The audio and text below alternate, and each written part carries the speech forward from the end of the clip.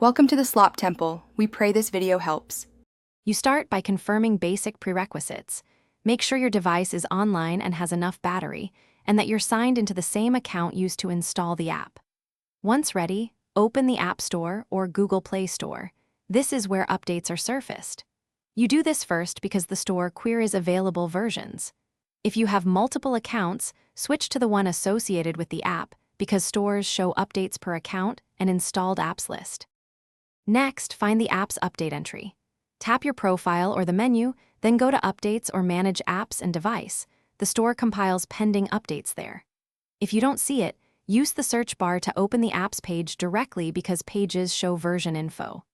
Once on the app page, look for an update button or version notes. Pull to refresh the update screen to force the store to recheck available versions, which resolves stale listings. Finally, tap Update and watch the download and installation progress. Interruptions can pause or fail updates, so keep the device online.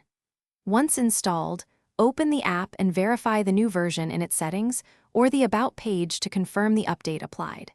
If the Update button never appears or the version didn't change, clear the store app cache or data and retry, or uninstall and reinstall the app. These steps